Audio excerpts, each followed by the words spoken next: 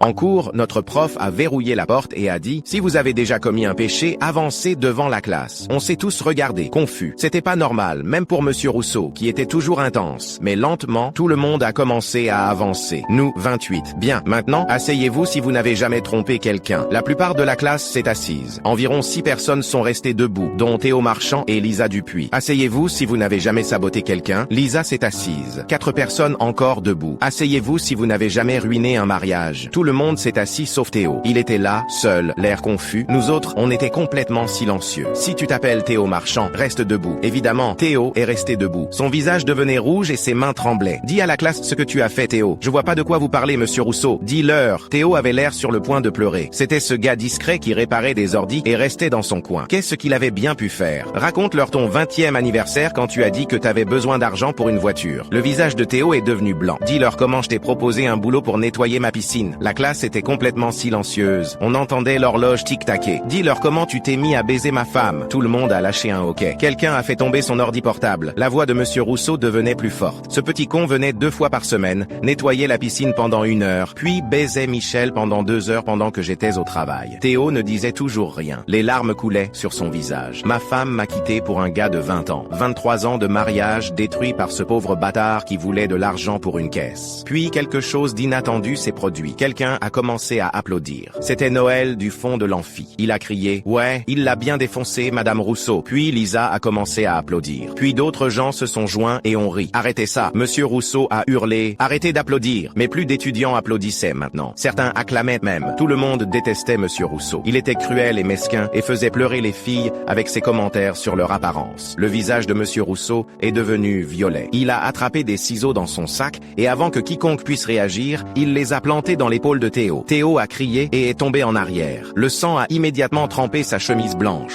Toute la classe s'est ruée sur Monsieur Rousseau d'un coup. Noël l'a plaqué en premier, puis tout le monde s'est empilé dessus. Quelqu'un lui a enlevé les ciseaux. Lisa a appelé le 15 pendant qu'on le maintenait au sol. Il a ruiné ma vie. Rousseau n'arrêtait pas de crier. La police est arrivée en 5 minutes. Les ambulanciers ont emmené Théo sur une civière. Il était conscient mais pâle. La vérité est sortie pendant l'enquête. Michel Rousseau essayait de quitter son mari depuis des années. Il la maltraitait quand il était bourré. Elle avait commencé à parler avec Théo quand il nettoyait leur piscine. Et il était la première personne à lui dire qu'elle méritait mieux. Théo avait utilisé chaque centime de son boulot de nettoyage de piscine pour aider Michel à se trouver son propre appart. Il l'avait aidé à déménager pendant que Monsieur Rousseau était à l'université. Ils n'étaient même pas vraiment ensemble. Elle était juste son amie et lui avait 20 ans et essayait d'aider une femme de 40 ans à échapper à un mariage horrible. Mais il m'a dit en secret qu'elle pourrait peut-être le laisser la sauter comme cadeau de diplôme.